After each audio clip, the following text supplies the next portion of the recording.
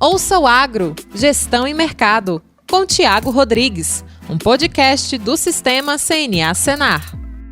Seja bem-vindo a mais um episódio do podcast Ouça o Agro, Gestão e Mercado, seu podcast sobre mercados agropecuários e gestão de custos e riscos de preços em negócios rurais.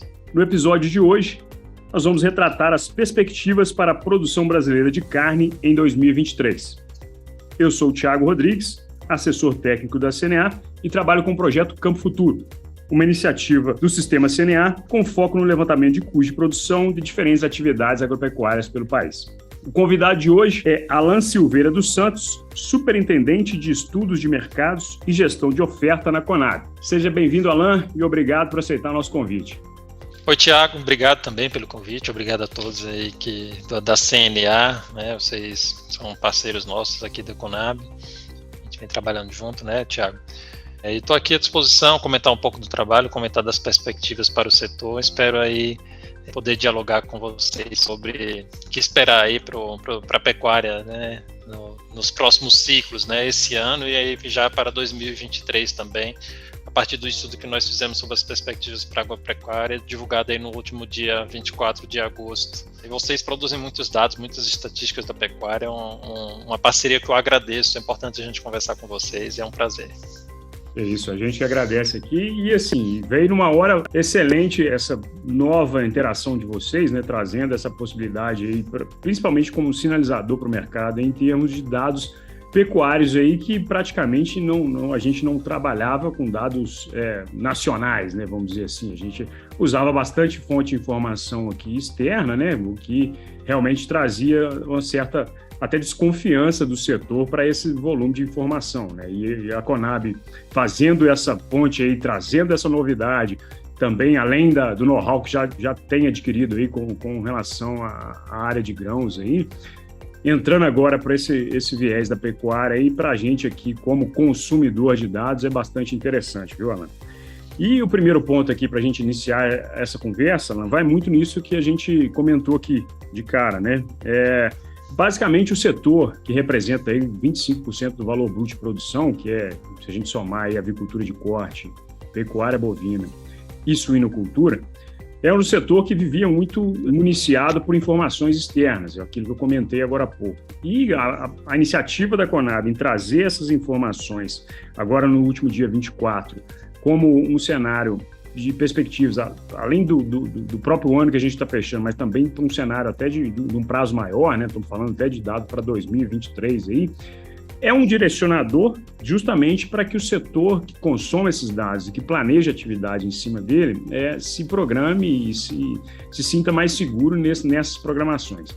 E a primeira questão, Alan, é justamente nesse sentido, para a gente entender um pouco de como surgiu essa ideia de implementar essa nova categoria aí de estimativas, né? E como é que foi esse processo internamente aí dentro da Conab? Bom, Tiago, a Conab vem passando por algumas transformações, né, nos últimos anos. A gente teve algumas reestruturações e a gente já sabia, né, desse vácuo que tinha na pecuária, dessa necessidade de estatísticas oficiais. Para a pecuária, para grãos, a gente tem levantamentos mensais, né, da produção de grãos no Brasil. Para a pecuária, a gente tem algumas estatísticas trimestrais, mas rebanho, por exemplo, né, o último dado disponível, né, é de 2020, né, produção de carne também, estimativas também tem pouca informação sobre isso de forma tempestiva. E o setor da pecuária é muito importante, como você falou, né, 25% aí do valor bruto, é um setor que se relaciona muito com grãos.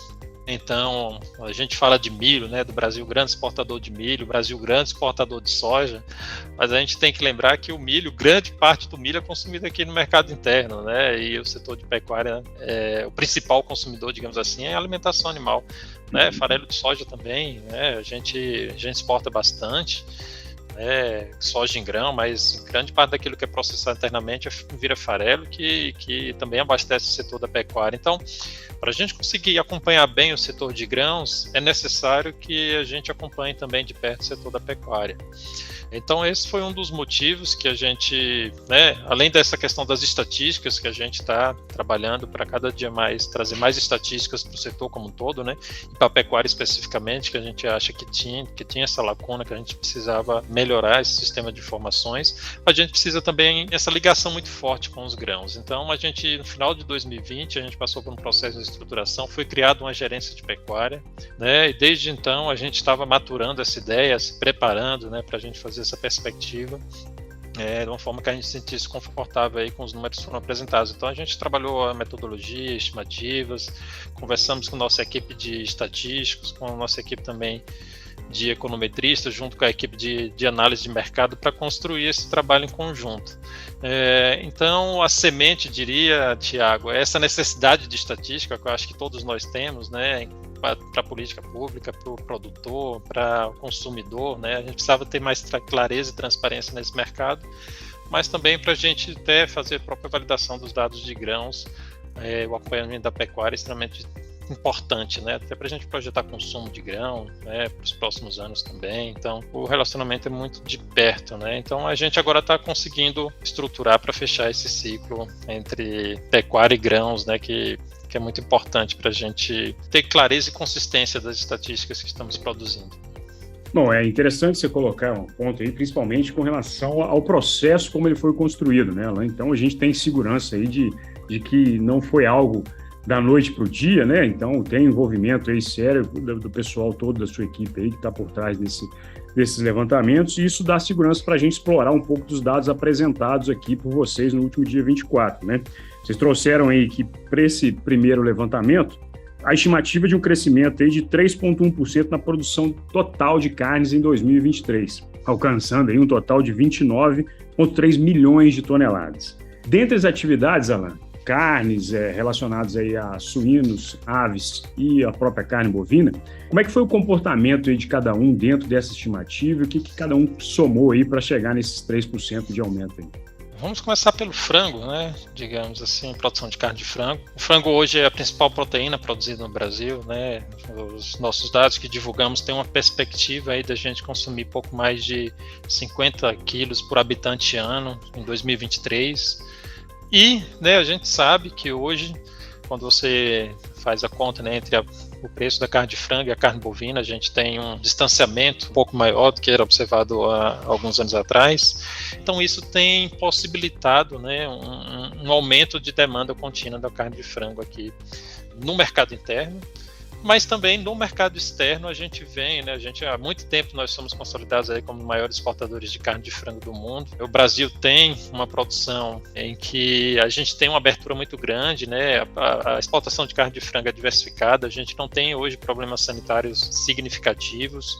A gente tem, né, para o carne de frango também ainda uma boa perspectiva externa, principalmente a gente sabe do cenário de conflito, é um cenário onde principalmente o mundo ali, Europa e região, vai ter menor disponibilidade de grão, e isso deve ainda aumentar a competitividade da produção de carne de frango no Brasil. Então com isso, né, com essa boa relação custo-benefício em relação à carne bovina no Brasil, e também uma boa perspectiva de demanda externa, a gente deve ter, né, isso que fundamenta, né, essa previsão de aumento da produção de carne de frango no Brasil aí para 2023, né? Então, bovinos também a gente projeta um aumento, né, de 2,9% da produção de bovinos.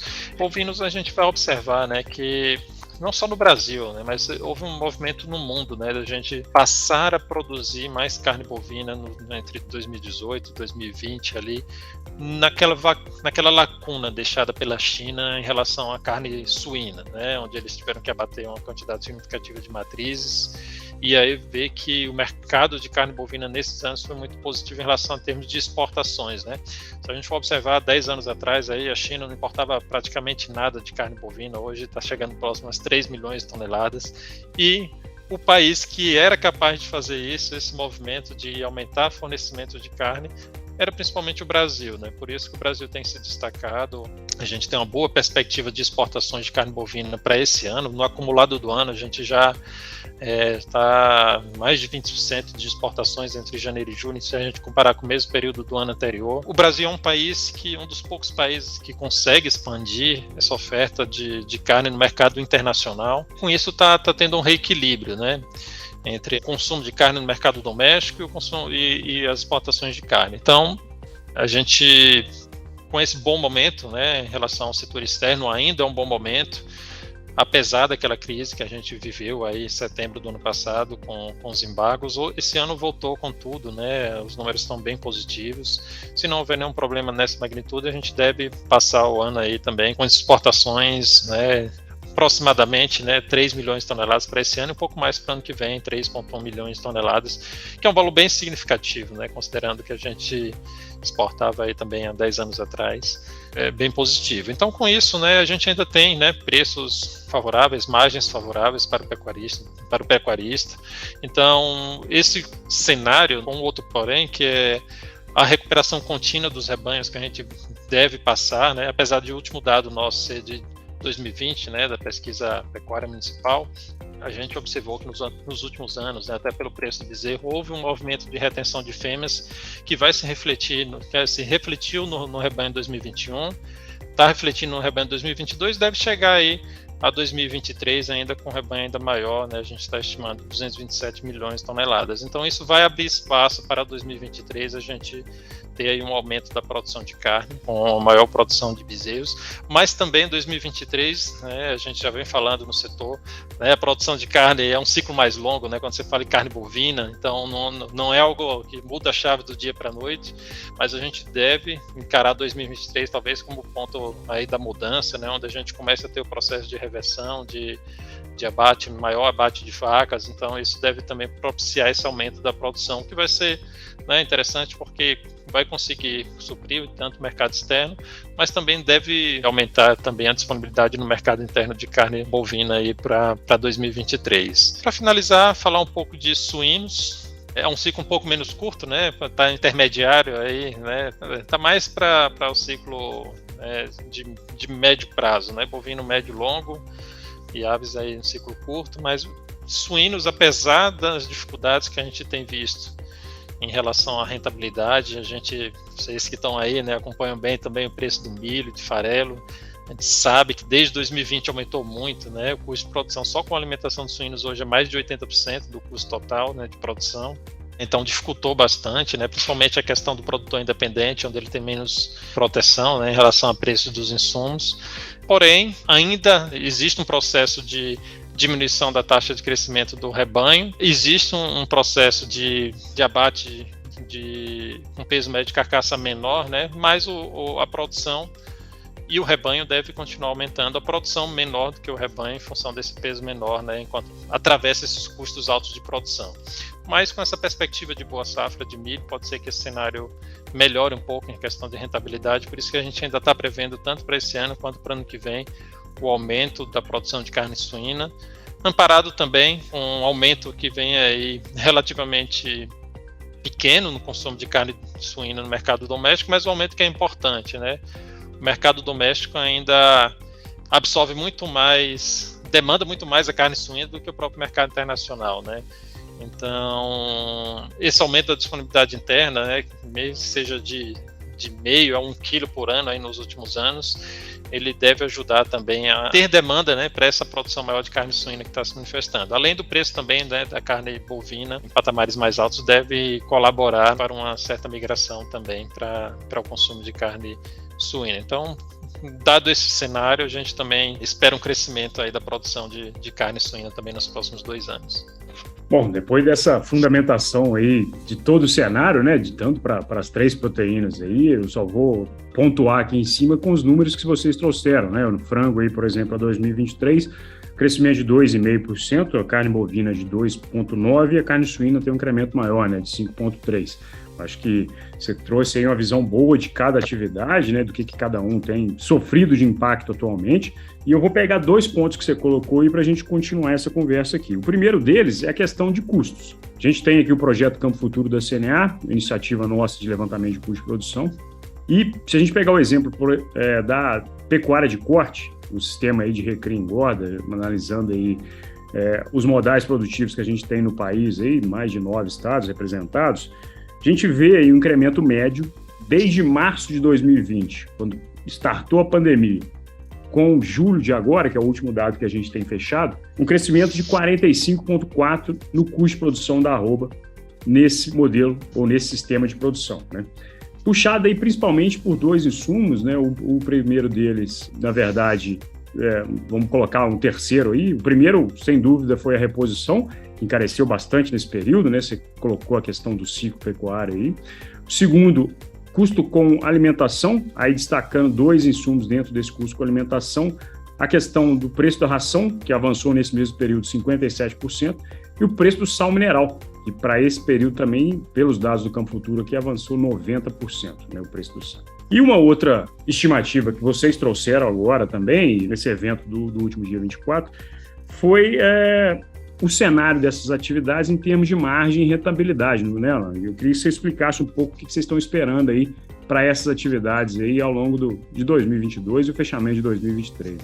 Começando pela pecuária bovina, né? A gente teve todo esse aumento de custos, mas foi uma proteína que a gente teve né, as outras até certo ponto também, mas a proteína bovina teve um excelente momento no cenário internacional, com aumento também nos preços internacionais de carne bovina. Então, hoje tem uma questão que a gente fala muito, né, dessa questão de frigoríficos para mercado interno e externo, né, onde você tem uma dificuldade maior do mercado interno, mas o mercado externo ainda está bem demandante, o preço ainda, apesar desses aumentos de custo de produção, a gente teve uma elevação de preço que compensou, de certa forma, esse aumento. Então, para a pecuária bovina, dentre as três carnes, é a proteína que a gente vê um cenário de rentabilidade mais positivo, né, nesse momento. Principalmente teve todo o aumento do sal mineral, né, um aumento da ração também, mas o uso, de uma forma geral, né, exceto o confinamento, você tem um uso menor de ração na produção de pecuária bovina, então isso ajudou a controlar um pouquinho melhor os custos. Com a receita em elevação, a gente ainda vê um bom cenário aí para o ano que vem. Então, perspectivas de preço ainda tendendo a patamares ainda relativamente altos e custos também estabilizando aí para o ano que vem, a gente vê uma margem positiva para o bovino. Não te cortando aí, mas só complementando aí a questão, especificamente nessa casa da pecuária aí, o desafio maior foi encontrado nesses 2 últimos anos, realmente, em termos de custo, né? Agora, com essas sinalizações e principalmente para as próximas safras aí de uma produção maior de grãos aí, esse ano a gente já vivencia um cenário de custo um pouco menos, vamos dizer assim, um pouco mais atrativos do que foi os 2 últimos anos, né? Onde realmente a gente teve o boom da soja e o boom do milho. Só para complementar as informações que você estava trazendo aí. Não, excelente, Thiago. Vocês têm muita informação, o Projeto Campo Futuro é um projeto muito interessante, né? A gente conhece a base de dados de vocês e sabe que é um acompanhamento muito extenso, né, dos custos da pecuária bovina.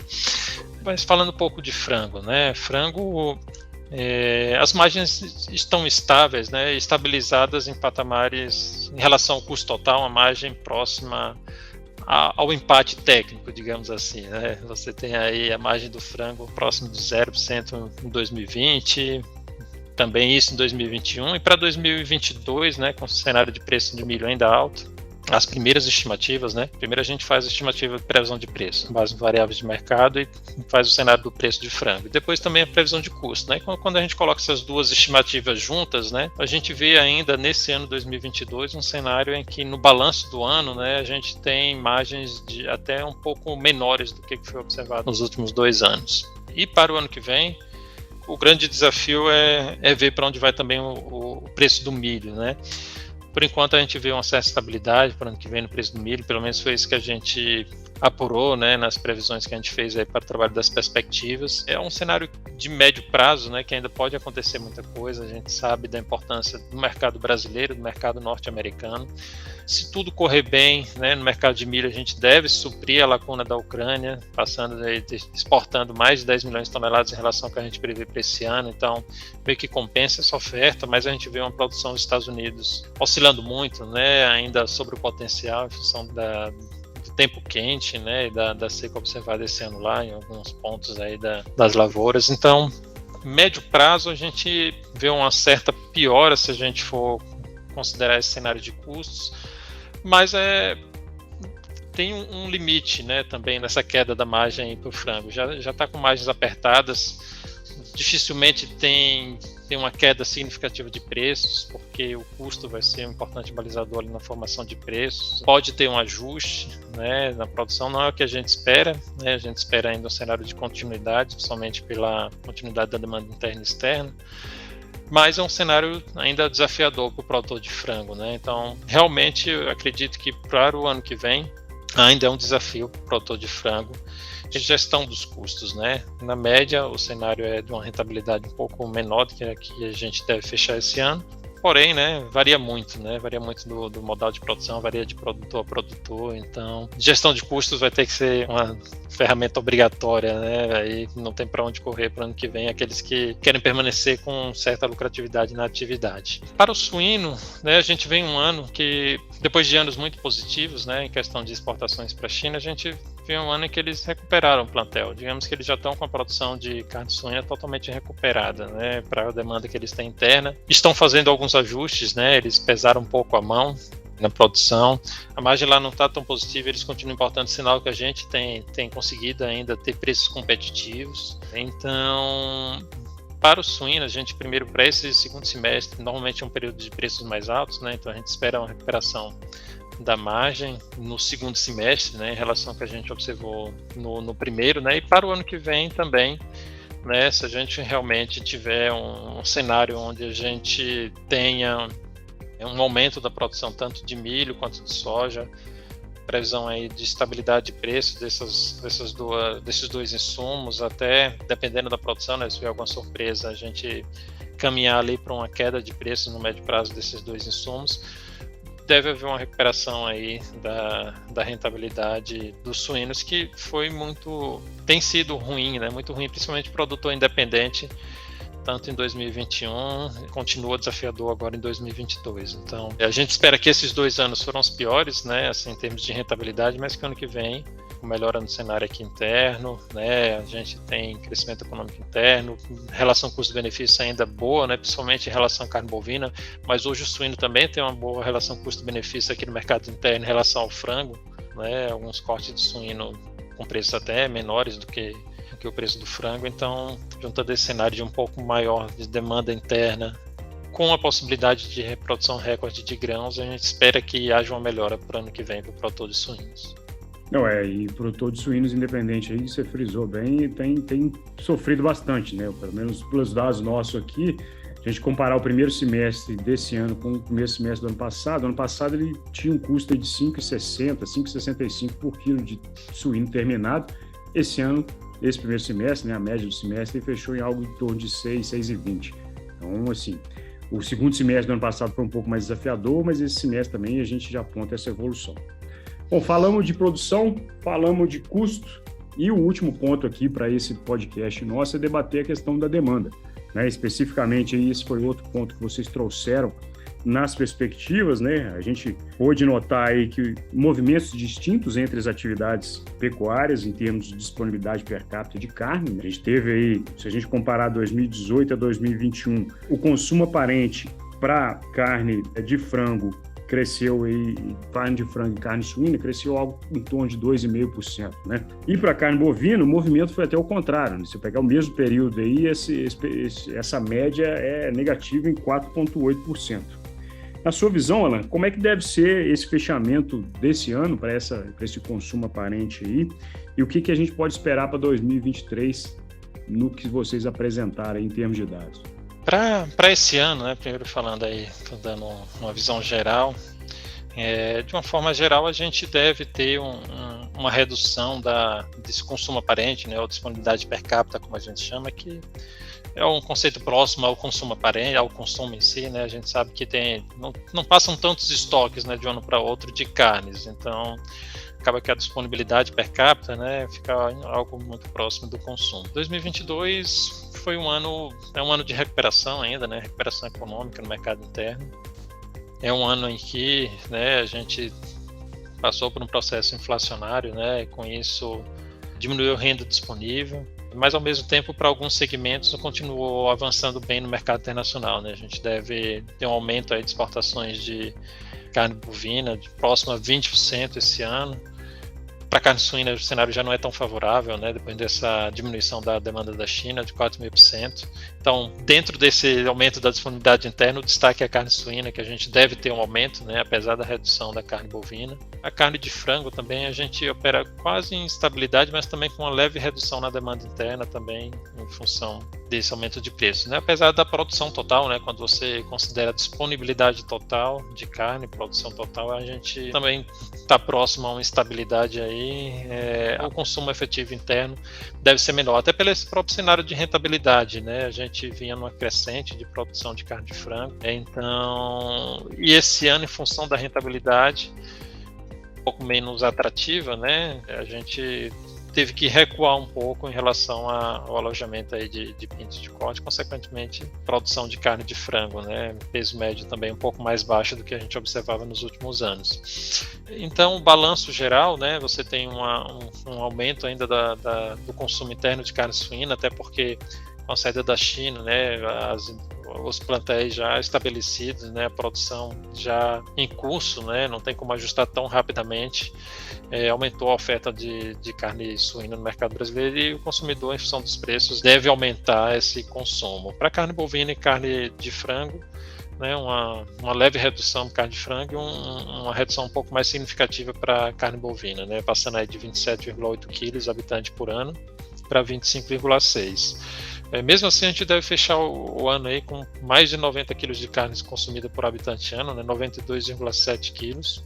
E o Brasil é um dos maiores consumidores de carne do mundo, né? Em termos per capita, a gente deve estar aí entre o quinto maior e o oitavo maior consumidor de carne de uma forma geral aí, oscilando a posição, né? Um ano é sexto, outro ano é sétimo, outro ano avança ou reduz um pouco. Mas na média a gente está sempre entre o quinto maior e o oitavo maior consumidor de carnes no mundo. Bom, eu acho que você explanou bem aí o cenário, né? A gente tem aí essas estimativas favoráveis aí do ponto de vista produtivo. Então, o que vai determinar mesmo esse cenário, se ele vai acontecer ou não, eu acho que passa muito por um insumo bastante importante para a pecuária, que é o milho, né? Vocês trouxeram também a estimativa de produção para o milho para a próxima safra, né? A produção total aí de 125 milhões e meio de toneladas para a próxima safra. Só que a gente, além desse cenário produtivo em alta, a gente também tem um cenário de exportação bastante demandante, né? A gente tem exportações aquecidas pela abertura do mercado chinês para o milho brasileiro, né? Tem a questão do conflito aí que praticamente impossibilitou a Ucrânia de exportar milhos nessa safra e também reduziu bastante a produção deles, né? Então esse é um cenário mundial aí ainda com incertezas com relação a esse fornecimento. E um outro ponto também que tem chamado a atenção para o caso do milho aí é a questão da imprevisibilidade climática que a safra americana vem passando, né? Então isso tudo aí traz, de certa forma, o Brasil esse paralelo entre produzir bem no ano que vem e também ter um mercado externo aí bastante aquecido e demandante com relação a esse insumo, e o que traz para o pecuarista, no ponto de vista nosso aqui, para validar essas informações de produção, um receio de como vai estar isso em termos de custo de produção e para preço de aquisição desse milho. Eu acho que o cenário a gente desenhou aqui, né? Eu queria agradecer ao pessoal pela audiência, obrigado aí mais uma vez a todos que acompanham o podcast Ouço Agro. Também agradeço ao Alain pela parceria. Obrigado, Alain. Obrigado, Thiago. Foi um prazer. Bom, esse foi mais um episódio do podcast Ouço Agro, Gestão e Mercado. Até a próxima sexta-feira com um novo episódio e um abraço. Ouça o Agro, Gestão e Mercado, com Thiago Rodrigues, um podcast do Sistema CNA Senar.